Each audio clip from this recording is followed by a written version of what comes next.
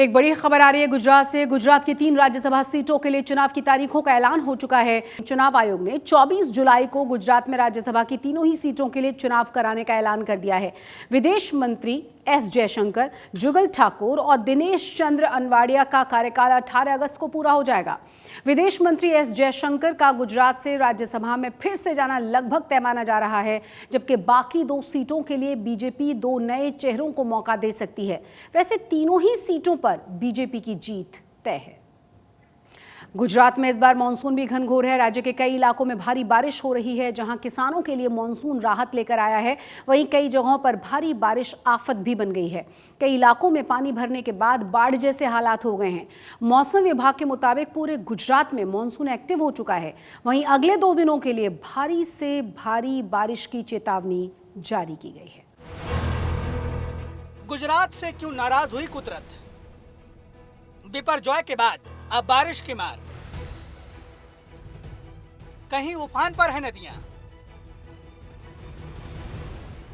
कहीं पानी में फंसी जिंदगी, कहीं रिहायशी इलाकों में घुसे मगरमच्छ, तो कहीं घरों में घुसा पानी, कहीं जलमग्न हुई सड़कें, तो कहीं धंस गई एम्बुलेंस और गाड़ियां, तो कहीं बर्बाद हो गई फसल। बिपरजॉय की तबाही के बाद अब गुजरात पर बादलों के रास्ते आफत बरस रही है। बारिश काल गुजरात को बड़ा भारी पड़ रहा है। देखिए गुजरात के 10 अलग अलग जिलों में विलीन बनती जा रही बारिश की तस्वीरें। अमरेली, आनंद, खेड़ा, अरावली, नवसारी, पावागढ़, पोरबंदर, साबरकांठा और बड़ोदरा और वलसाड का यही हाल है। अब नवसारी चलिए, यहाँ अंबिका नदी पर उफान है। एहतियात के तौर पर देवदा टाइटल डैम के 40 गेट खोल दिए गए हैं। पानी इतना ज्यादा है कि इसे रोक पाना मुश्किल हो रहा है। शहर को बचाने के लिए प्रशासन पूरी तरह से सतर्क है। आज रोज नवसारी जिला के गंदेवी तालुका में देवदा टाइटल डैम जो है, जिसकी 29 जितने गांवों को इससे बेनिफिट हो रहा है, उस गांव का उसकी फैच लेंथ है जो 22 किलोमीटर नेशनल हाईवे तक की है। जो जीवादोरी शमन जो डैम है वो मानसून से पहले उसके गेट ओपनिंग करने वाले हैं, तो उसका आज 40 जितने जो गेट है उसका ओपनिंग करेंगे तो 30,700 जितना क्यूसेक पानी रिमूव होगा और उसके बाद भी 1.75 MCM जितना पानी स्टोरेज है। नवसारी शहर भी पानी के आगोश में समा गया। सड़कें स्विमिंग पूल बन गई है। शहर हो या गांव, सब जगह पानी ही पानी है। दक्षिण गुजरात में येलो अलर्ट का पूरा असर नवसारी में दिखाई पड़ रहा है। यहाँ 17 गाँव में चेतावनी जारी की गई है। नवसारी में लगातार 4 दिनों से बारिश हो रही है। इस जो रिमझिम बारिश के वजह से अंबिका नदी जो है वो अपने दोनों तट पे दिखाई दे रही है। ये जो अंबिका नदी है उस पे बना हुआ एक देवदा टाइडल डैम, जहाँ पे सिंचाई विभाग की तरफ से आज जो ये डैम के 40 दरवाजे हैं वो दरवाजे खुले जाने की प्रक्रिया शुरू हुई है। खास करके बात करें गंदेवी अंबिका नदी की, कि जो ये नदी का बहाव है इस तरह जो अगर पानी बहता रहा तो इसके 27 जो गांव है उसको भी अलर्ट रखने की सूचना तंत्र के द्वारा दी गई है। नवसारी से अब खेड़ा नदियाद चलिए, यहाँ बारिश लोगों के लिए आफत बनकर आई है। सड़कों पर कई फीट पानी जमा है। गाड़ियां जलमग्न हो चुकी हैं। शहर के सभी मेन अंडरपास पूरी तरह से पानी में डूब चुके हैं। पानी के जलजले ने पूरे शहर को ठप कर दिया है और लोग इसी पानी से चलकर सफर तय कर रहे हैं। कुछ दिन पहले गुजरात में जिस बारिश को देखकर लोग खुशी से झूम रहे थे, आज वही बारिश लोगों के लिए आफत बन चुकी है। वो कहते हैं ना कि अति किसी भी चीज की हो तो नुकसान ही करती है। नवसारी से रौनक जानी और खेड़ा से हेताली शाह के साथ आज तक ब्यूरो। गुजरात के साथ देश के ज्यादातर हिस्सों में मानसून के बादल पहुंच चुके हैं। राजधानी दिल्ली में इस बार मानसून 1 हफ्ता पहले ही पहुंच चुका है। वहीं हिमाचल से लेकर उत्तराखंड और बंगाल बिहार तक बारिश रफ्तार पकड़ चुकी है। अभी सीजन की शुरुआत हुई है और अभी से बाढ़ और बारिश से हाहाकार की तस्वीरें सामने आने लगी हैं। बारिश और बाढ़ से बने संकट को हम इन तस्वीरों के जरिए आपको दिखा रहे हैं। पूरब से लेकर पश्चिम तक, उत्तर से लेकर दक्षिण तक देश के ज्यादातर राज्यों में इन दिनों मानसून की बारिश हो रही है। देश के अलग अलग राज्यों से आई ये तस्वीरें इसी बात की गवाही दे रही हैं। मॉनसून के एक्टिव होते ही नदियों और नालों का जलस्तर भी बढ़ना शुरू हो गया है, खासकर पहाड़ी राज्यों में, जहां इस वक्त मैदानी राज्यों के मुकाबले ज्यादा बारिश देखने को मिल रही है।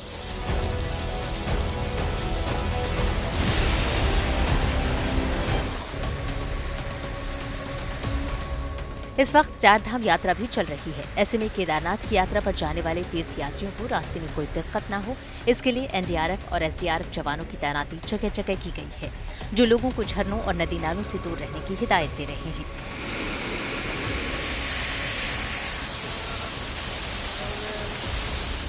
पहाड़ी राज्यों जैसा ही हाल मैदानी राज्यों में भी दिखाई देने लगा है।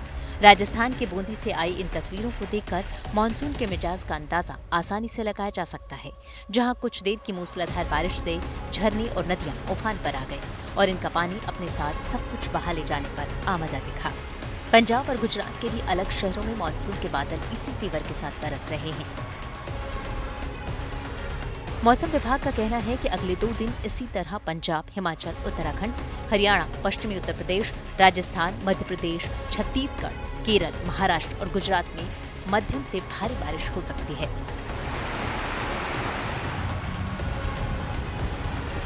लिहाजा इन राज्यों में प्रशासन को अलर्ट रहने के लिए कहा गया है, ताकि अगर जरूरत पड़े तो लोगों तक फौरन मदद पहुंचाई जा सके। उधर पूर्वोत्तर के राज्य असम में बाढ़ के चलते बिगड़े हालात अब थोड़े बेहतर होने लगे हैं। नदियों के जलस्तर में कमी देखने को मिल रही है। फिर भी अभी भी राज्य के 15 जिलों में 2.5 लाख से ज्यादा आबादी बाढ़ के संकट से जूझ रही है, जिनकी मदद के लिए प्रशासन की अलग अलग टीमें युद्ध स्तर पर जुटी हुई हैं। रुद्रप्रयाग से प्रवीण सेमवाल, बागेश्वर से जगदीश चंद्र पांडे और बूंदी से भवानी सिंह के साथ ब्यूरो रिपोर्ट। भारत में अलग अलग हादसों में हर रोज सैकड़ों लोग घायल हो जाते हैं, अपनी जान गंवा बैठते हैं। अगर इन हादसों की वजह जानने की कोशिश की जाए तो ज्यादातर मामले इंसानी लापरवाही के ही होते हैं, यानी ऐसी घटनाएं जिन्हें हम आसानी के साथ रोक सकते हैं। 2 खबर हम आपको दिखा रहे हैं, दिल को दहलाने वाली हैं, लेकिन बड़े हादसों के पीछे छोटी सी लापरवाही इसकी बड़ी वजह है। जामनगर और मोडासा में ऐसा ही हुआ है। इंसानी जिंदगी की कोई कीमत नहीं रह गई। बेगुनाह सड़कों पर घायल हो रहे हैं, बेमौत मर रहे हैं, बस एक जरा सी लापरवाही से। और सरकार प्रशासन किसी को सुध नहीं। घर से निकलना ही गुजरात में खतरे से खाली नहीं रह गया। कभी कोई आवारा जानवर जान का दुश्मन बन रहा है, तो कभी कोई आसमानी आफत काल बनकर टूट रही है। जामनगर की विद्या बहन आईसीयू में वेंटिलेटर पर हैं। जिंदगी और मौत के बीच जंग चल रही है। मंगलवार की सुबह विद्याबान एक बच्चे के साथ जामनगर दिग्विजय प्लॉट नंबर 52 की एक गली में जा रही थी। तभी गली में आवारा घूम रही एक गाय ने विद्याबहन और उसके बच्चे पर हमला कर दिया। विद्याबहन ने किसी तरह हमलावर हो रही गाय से बच्चे को तो बचा लिया, लेकिन गुस्साई गाय ने विद्याबहन पर अटैक कर दिया। सीसीटीवी में कैद इस तस्वीर में विद्याबहन नजर नहीं आ रही, लेकिन समझा जा सकता है कि मंजर कितना भयानक रहा होगा। वो मदद की गुहार लगाती रही, उधर गाय विद्याबहन को पैरों से कुचलती रही। इसी गली के दूसरे घर से एक और शख्स निकला, लेकिन वो भी कमजोर दिल का था। दूर से ही हवा में लाठी भांजता रहा। इधर गाय विद्याबहन को रोनती रही। गाय के हमले से बुरी तरह घायल हुई विद्याबहन अस्पताल में आज मौत से जूझ रही है। उधर मोडासा के मालपुर रोड पर एक ऐसी ही लापरवाही में एक मजदूर की जान चली गई, जबकि 2 लोग बुरी तरह घायल हो गए। यहाँ एक बहुमंजिला निर्माणाधीन इमारत का स्लैब टूट गया। फोर्ट स्क्वायर की नई इमारत के निर्माण के दौरान ये दुर्घटना हुई। स्लैब टूटने से चौथी मंजिल पर काम कर रहे 3 मजदूर नीचे आ गिरे। एक मजदूर की मौके पर ही मौत हो गई, जबकि 2 मजदूर गंभीर रूप से घायल हैं। અમે પાલકના ઉપર છજાના પ્લાસ્ટર કરતેલા અને છજાનું વજનના કારણે છજુ ઝૂકી ગયું. તો અમે 3 કારીગરો ઉપર હતા અને 1 નીચે હતા. તેમાંથી 2 કારીગરોને વધારે વાગ્યું છે અને આ ભાઈ એક્સપર્ટ થઈ ગયા છે. આજે એક્સપર્ટ થઈ ગયા છે એ મારો હારો થાય. बताया जा रहा है कि स्लैब कमजोर था, लेकिन उसे समय से पहले ही खोल दिया गया। ऊंचाई पर काम कर रहे मजदूरों की सुरक्षा के भी कोई उपाय नहीं किए गए। ना उन्होंने हेलमेट पहने थे, ना ही कमर में कोई सेफ्टी बेल्ट लगी थी। करीब 50 फुट की ऊंचाई पर स्लैब का टूटना घातक साबित हुआ। शुरुआती जानकारी सामने आई है कि बिल्डर ने इमारत बनाने की इजाज़त ली थी, लेकिन इमारत कमज़ोर बनाई गई थी। मोड़ासा अरावली से हितेश सुतारिया और जामनगर से दर्शन ठक्कर के साथ आज तक ब्यूरो। और अब रुक करेंगे एक और बड़ी और अहम खबर का। आज देश में 5 नई वंदे भारत ट्रेनों की सौगात देश को मिल गई है। प्रधानमंत्री नरेंद्र मोदी आज भोपाल दौरे पर पहुंचे थे और यहां उन्होंने वीडियो कॉन्फ्रेंसिंग के जरिए 5 नई वंदे भारत ट्रेनों को हरी झंडी दिखाई है। आने वाले 15 अगस्त तक देश में 75 वंदे भारत ट्रेनों का संचालन शुरू करने की योजना है।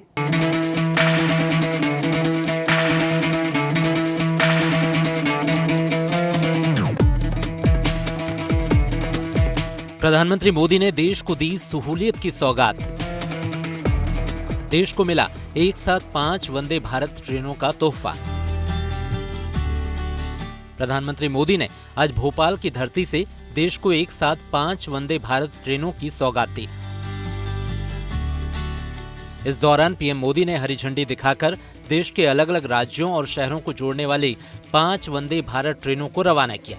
तो चलिए अब आपको बताते हैं कि आखिर ये सभी भारत वंदे ट्रेनें किन किन शहरों से होकर कहां तक जाएंगी और उनका स्टॉपेज कहां कहां पर होगा। पहली वंदे भारत भोपाल से जबलपुर तक चलेगी। इसके 4 स्टॉपेज होंगे, नर्मदापुरम, इटारसी, पिपरिया और नरसिंहपुर। ये ट्रेन जबलपुर से सुबह 6 बजे चलेगी और सुबह 10:35 पर भोपाल पहुंचेगी, जबकि ये ट्रेन शाम 7 बजे भोपाल से चलेगी और रात 23:35 पर जबलपुर पहुंचेगी। ये ट्रेन इस रूट पर चलने वाली ट्रेनों से आधा घंटा कम समय लेगी। दूसरी ट्रेन खजुराहो से भोपाल होते हुए इंदौर तक जाएगी। ये वंदे भारत एक्सप्रेस राज्य के मालवा और बुंदेलखंड को भोपाल से जोड़ेगी। इस ट्रेन से महाकालेश्वर, मांडू, महेश्वर, खजुराहो और पन्ना जाने वाले यात्रियों को फायदा होगा। ये ट्रेन अभी चलने वाली ट्रेनों से 2.5 घंटे जल्दी पहुंचाएगी। तीसरी वंदे भारत मडगांव से मुंबई तक का सफर तय करेगी। रास्ते में थिविम, कनकावली, रत्नागिरी, खेड़, पनवेल, थाने और दादर स्टेशन पर रुकेगी। ये ट्रेन मुंबई के छत्रपति शिवाजी महाराज टर्मिनस से सुबह 5:25 पर चलेगी और शाम 3:30 बजे मडगांव पहुंचेगी और वापसी में मडगांव से दोपहर 12:20 पर चलेगी और रात 10:25 पर पहुंचेगी। चौथी वंदे भारत धारवाड़ से बेंगलुरु तक जाएगी। रास्ते में हुबली, देवनगिरी और यशवंतपुर स्टेशनों पर रुकेगी। ये ट्रेन बेंगलुरु से सुबह 5:45 पर चलकर 12:10 पर धारवाड़ पहुंचेगी और धारवाड़ से दोपहर 1:15 पर चलकर शाम 7:45 पर बेंगलुरु पहुंचेगी। और पांचवी वंदे भारत बिहार और झारखंड को जोड़ेगी, यानी पटना से रांची के हटिया के बीच चलेगी। ये ट्रेन पटना से सुबह 7 बजकर चलकर रांची दोपहर 1 बजे पहुंचेगी। रास्ते में ट्रेन गया, कोडरमा, हजारीबाग टाउन, बकराकाना और मेसरा में रुकेगी, जबकि रांची में शाम 4:15 पर चलकर रात 10:05 पर पटना पहुंचेगी। प्रधानमंत्री नरेंद्र मोदी ने आज राजधानी भोपाल से नई वंदे भारत एक्सप्रेस ट्रेनों को हरी झंडी दी है। रेलवे के इतिहास में यह पहली बार है जब एक साथ 5 वंदे भारत एक्सप्रेस ट्रेन को हरी झंडी दी गई हो, एक ही जगह से एक ही बार। इन ट्रेनों के चलने से हजारों यात्रियों को सहूलियत तो मिलेगी ही, साथ ही रेलवे रोजगार और देश की तरक्की में भी अहम योगदान दे सकेगी। भोपाल से रवीश पाल सिंह के साथ ब्यूरो रिपोर्ट। अब एक खबर गुजरात के करीब गोवा से। गोवा का नाम आते ही आपके जहन में समंदर की वही लाइफस्टाइल आ जाती होगी, मगर गोवा में अब अध्यात्म का भी बोलबाला होगा, क्योंकि उद्योगपति कुमार मंगलम बिरला ने गोवा में अद्भुत कृष्ण धाम बनाया है। कुमार मंगलम बिरला ने इस मंदिर को अपने माता पिता की याद को समर्पित किया है।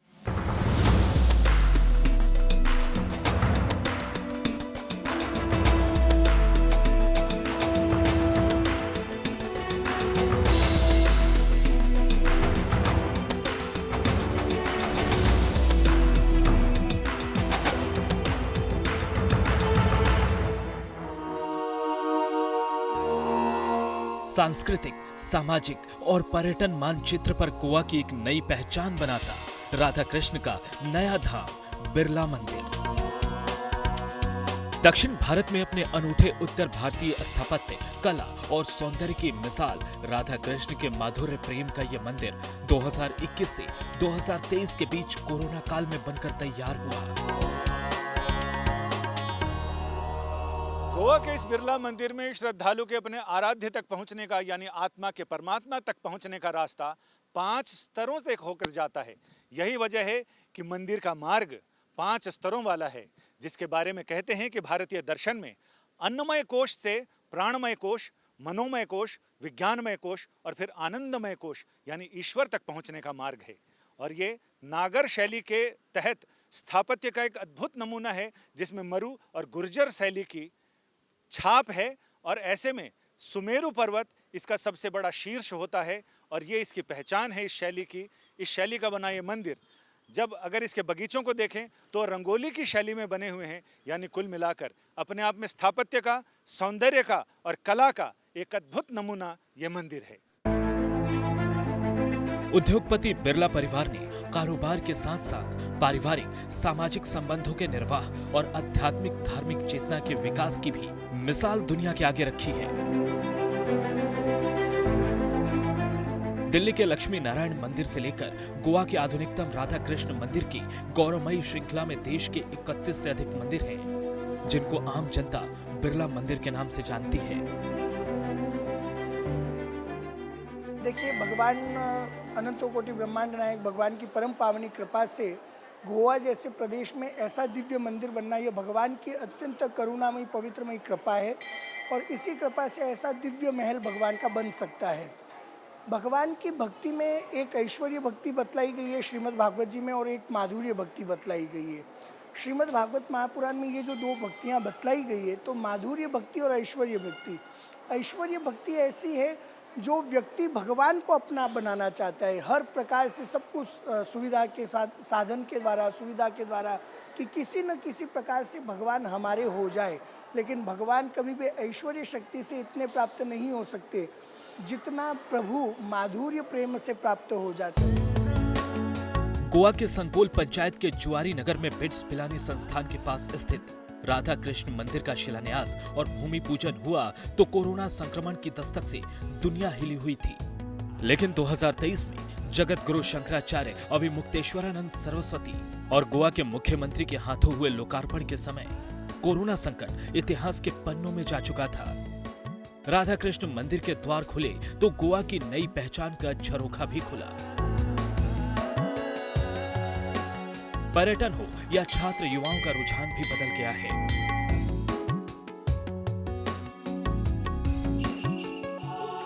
पर्यटन के दृष्टि से देखा जाए तो ये साउथ गोवा के इलाका है और इस तरह के जितने सुंदर मंदिर यहाँ पे बनी हैं ये साउथ गोवा में नहीं थी। और पर्यटन के माध्यम से यहाँ काफ़ी लोग आएंगे और अभी भी जैसा आप देख रहे हैं कि काफ़ी भीड़ रहती है यहाँ, तो एक तरह से ये आकर्षण का केंद्र होते जा रहा है ये मंदिर। अब गोवा घूमने आने वाले युवा भी बीच पर जाकर मौज मस्ती से कुछ समय निकालकर गोमांतक की इस पुण्य भूमि का स्मरण करना भी नहीं भूलते। हम लोगों को ये टेंपल के बारे में पता लगा था कि ये एक राधा कृष्ण का टेंपल है। As I am a Krishna devotee, so I was attracted towards this temple because मेरे को गोवा में आके हमेशा चर्चेस ही दिखी हैं और ये एक टेंपल, ऐसा टेंपल बिरलास ने क्रिएट किया है कि जो हमारे हिंदुज़म के लोग हैं और जो सिर्फ हिंदुज़म को मानते हैं उनको भी आके अपनी होली प्लेस में जाने का मौका मिलता है। राधा कृष्ण के बहाने से ही सही गोवा की चाल चरित्र और चेहरे में आए नए और सकारात्मक बदलाव की गवाही यहाँ आने वाले दर्शनार्थियों का अटूट सिलसिला और मुख्य सड़क पर लगी गाड़ियों की लंबी लंबी कतारें ही दे रही है।